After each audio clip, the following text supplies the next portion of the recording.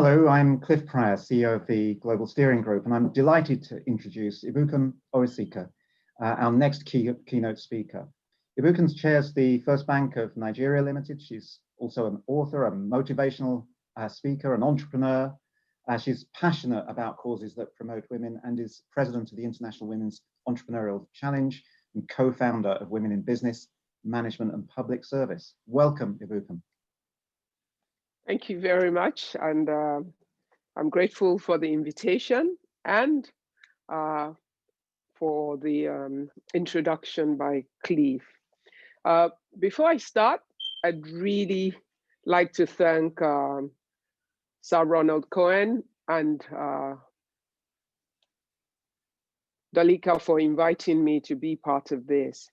And I was saying to Cliff earlier that in Ronald's book, and it felt to me as if I wrote a part of it because of the alignment of thoughts, the things that I consider important to my life. And it's really important that one way or the other, we find our music.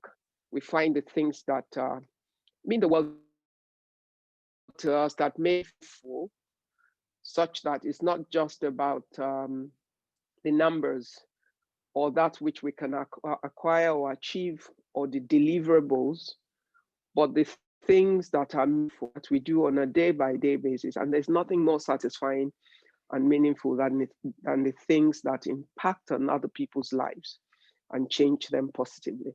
Anyway, that's side. And my topic for my keynote is impact disruption. It reads originally in all of your notes as entrepreneurs, corporates, and finance, but with a slight adjustment, the first part will be finance providers, because that is more encapsulating of all that is represented by that part of it. And in the little time that I have, I just want us to at the world as it is right now and look at the kind of world of the future that we'd like to leave for our children. I have 3 sons that I love very much, 29, 26, and my 18-year-old. And I think about my grandchildren when they do come and the kind of life and world I would love them to live in. And I look around in a country like mine, Nigeria, and the continent of Africa, and maybe countries like India and all of that, and you look at the sheer population, the youthful population of the world, and you realize that in terms of what is going on right, we haven't done a great job of creating a world that best supports a future where all these people, the ones we love and the ones around us who are part of our lives, because we do not live in isolation one way or the other, where they all will live. And we all have a time bound, and one way or the other, we're going to sign out at one point or the other. So will we make it count by the way we look at issues or respond to the challenges of our times and our seasons? So without a doubt, there's a definite need for us to disrupt the pattern and the play right now. And looking at my topic, you would realize that there are 3 key components of it in terms of to effectively be able to disrupt in a positive manner that we change the terms of reference and the way the game is played positively on behalf of many people who they have a voice but do not have the influence to make their voice count. And therefore, things don't change because they don't have the power to move it. And my challenge to those of us who have the voice and the influence, who are gathered on this platform today, along with the many other people, whether political or otherwise, who can cause real change, is to reset the game and to disrupt in a positive way that we create the right impact, We must think about entrepreneurs as tools of change. I'm an entrepreneur myself. I spent the last 31 years, going on 32 years now, from just before my 26th birthday, building a manufacturing group in furniture and security systems and a few other things that I found myself getting involved in. And I think an entrepreneur is a dreamer. An entrepreneur is a problem solver. An entrepreneur lives from the desire to change things, and they're usually driven by what they see that is not working, that their skills come together to try to cause the change that is necessary. However, there are too many entrepreneurs that operate at a subsistence level, and therefore they have the right ideas, but they're not able to use those ideas to create the right kind of impact on the scale that is necessary, because resources do not align behind the ideas in order to cause the change that we need. And except you've lived in certain circumstances, you cannot see some of the issues that you need to address, or the best way to address them in a way that you solve the problems effectively. When you solve a problem from the heart, your dedication and diligence to it as an entrepreneur is different from trying to build a business just from a business plan in terms of something that looks like it can make money. And which is why finding the right kind of lovers of situations or challenges that you call entrepreneurs, people who fall in love with a situation and seek to turn that situation around for good, and creating an environment that enables them to not just do that at a subsistent level, but to do it in a scaled up manner that the ripple effect of what they do affects the rest of the world.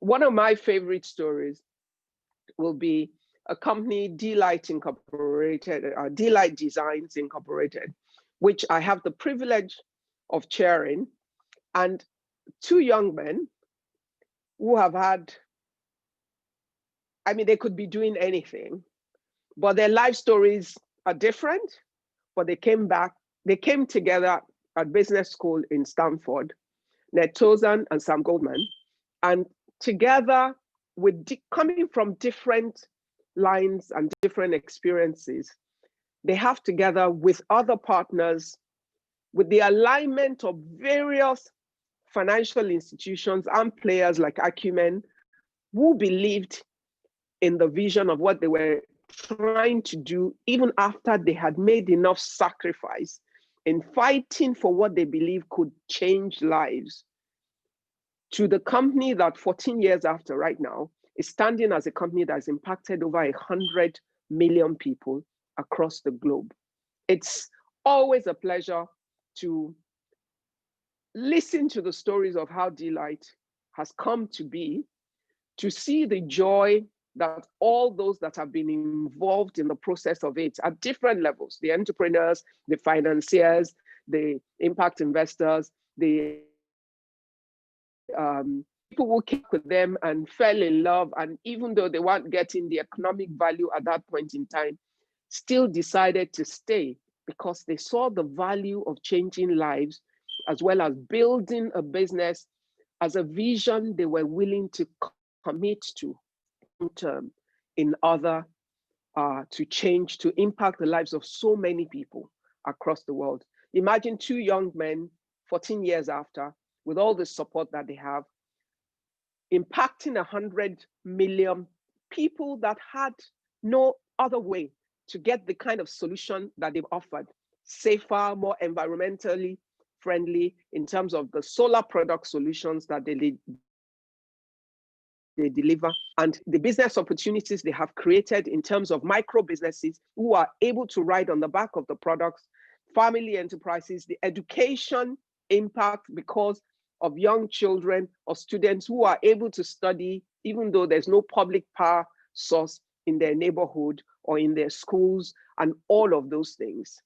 It's, for me, I'm at the stage of my life where the projects that excite me are the projects that are developmental in nature, but yet economically viable, which is what makes entrepreneurs special.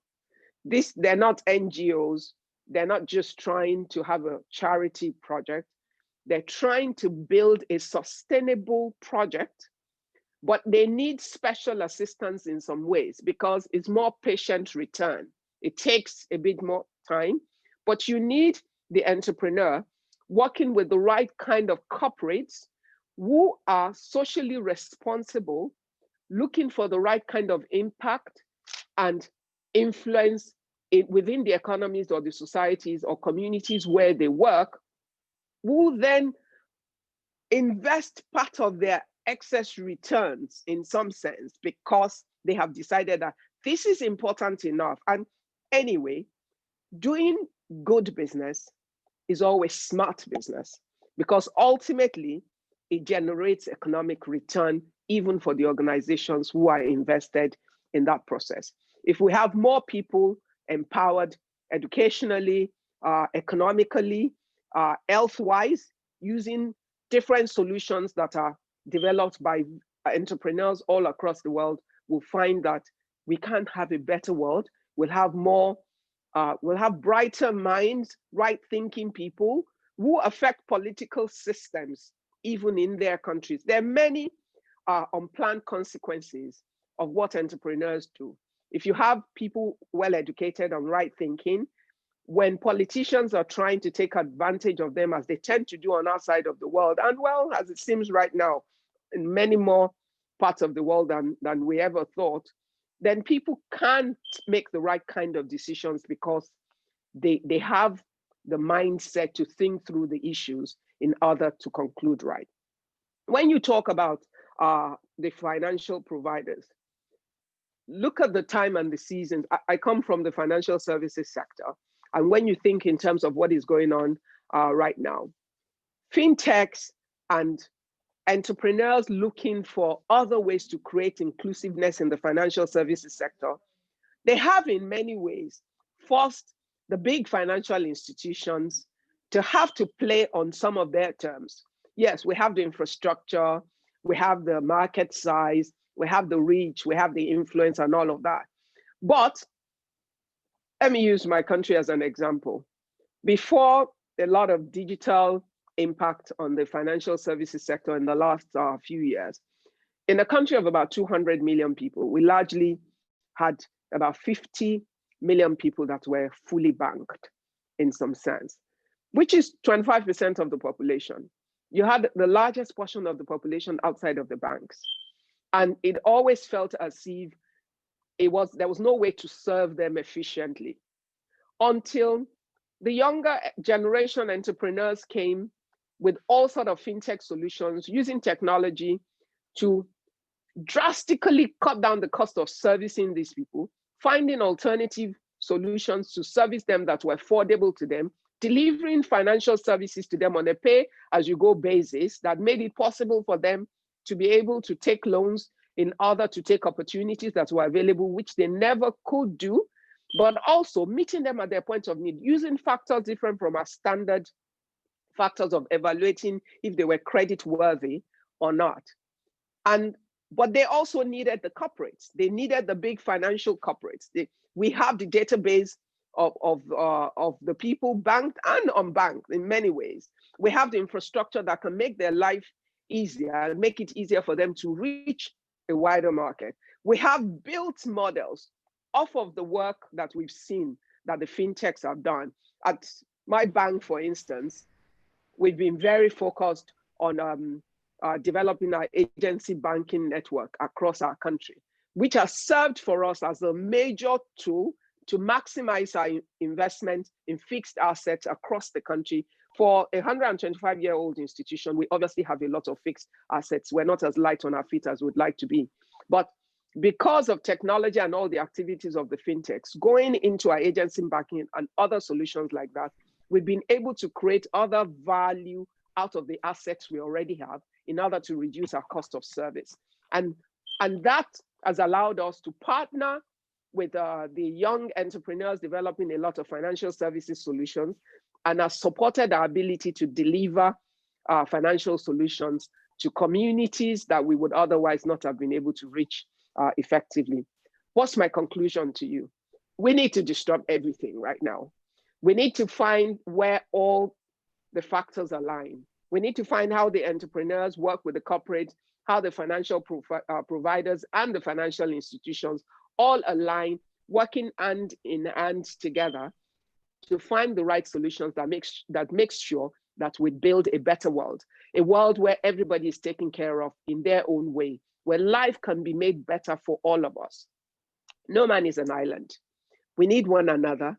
We need to live together. We need to work together. When your neighbor smiles, you can go to sleep, and we can all be happy that we've done our bit to build a better world. So let's use our different platforms. Let's use our opportunities. Let's use our voices. Let's combine the forces together. Let's give what it takes to use the talents of the entrepreneur, to use the size and the scale of the corporates, and to use the resources of the financial providers to change the world. Thank you. Thank you, Ibukun. Positive disruption, lovers of challenges, and the voice, giving voice to the people. Wonderful, wonderful. Thank you so much. Thank you very much, Cliff.